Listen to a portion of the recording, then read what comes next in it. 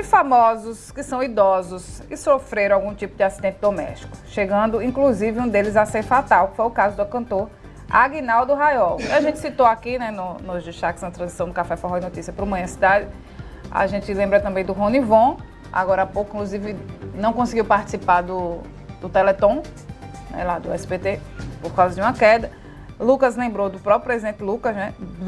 Lula, que caiu, levou uma pancada na cabeça e tudo mais. Enfim, queda a gente sabe que é um negócio muito, muito sério. E quando envolve idoso, então, nem se fala. Patriota Júnior está chegando ao vivo com as informações. Então, Patriota, é preciso redobrar os cuidados com os idosos, principalmente em relação à queda, né, Patriota? Bom dia.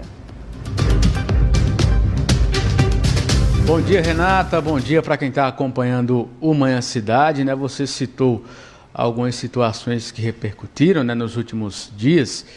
E a queda é a terceira maior causa de mortes, né, entre os idosos, né? O envelhecimento vai chegando, naturalmente você acaba ficando mais fragilizado, com a mobilidade reduzida e geralmente quando acaba acontecendo um acidente doméstico, como uma queda, né, as consequências costumam ser muito graves, né, para quem é idoso.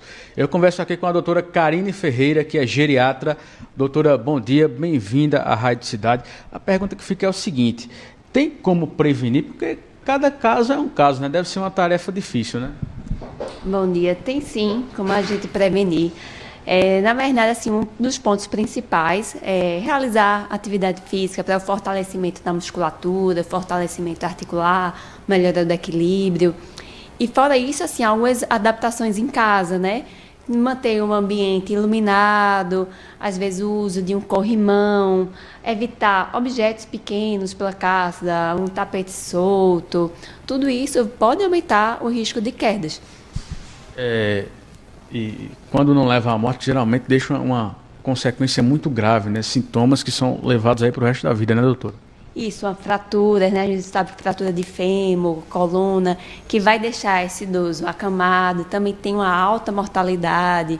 Então, até na prevenção é importante a gente, por exemplo, ver se o paciente tem osteoporose, tratar também, aí já vai prevenir uma fratura.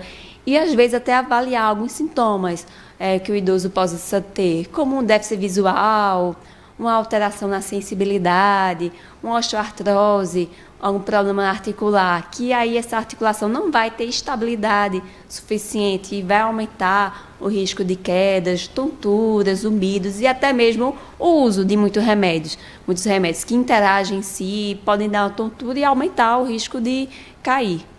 Existem alguns fatores de risco, por exemplo, homens ou mulheres podem estar mais suscetíveis a quedas. Tem essa distinção também, questão da baixa aptidão física, se já tem um histórico, né, também de quedas.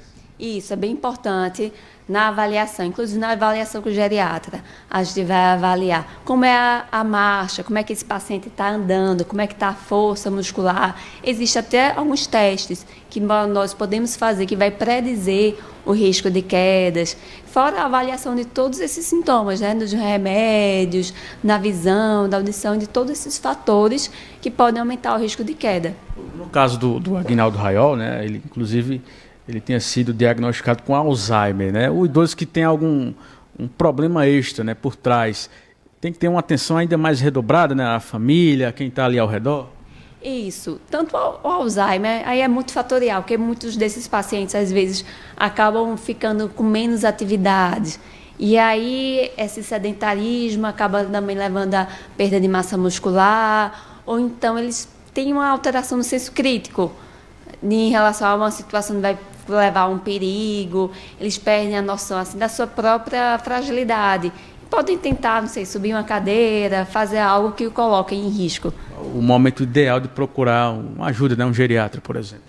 Bom, o geriatra, a avaliação mais precoce possível, né, a partir de 60 anos, já para essa parte de promover o envelhecimento saudável. Porque quando a gente já recebe alguém que já está com vários problemas instalados, é claro que a gente vai detectar e melhorar da melhor forma, fazer o máximo de vida para melhorar a qualidade de vida dessa pessoa, diminuir os riscos, né? Mas quando a gente atua precocemente, a gente já previne a queda, né? E não é muito mais fácil prevenir do que já vinha o paciente aqui, que já caiu, já fraturou, aí já está com vários outros problemas para a gente já tratar. Perfeito, obrigado pelas informações, doutora Karine Ferreira, geriatra. Pois é, Renata, esses cuidados já devem vir de cedo, né? De antes, para prevenir esse tipo de acidente doméstico dentro de casa, né? Porque geralmente as situações costumam ser graves, né? Eu volto com você. Exatamente, Patriota. A adaptação, né, em relação à acessibilidade dentro de casa é importante. Cuidar do retorno. É como se fosse uma criança, né? E tem os teimosinhos também, né? É complicado, mas tem que ficar atento. 8h19. Vamos reforçar o WhatsApp Cidade.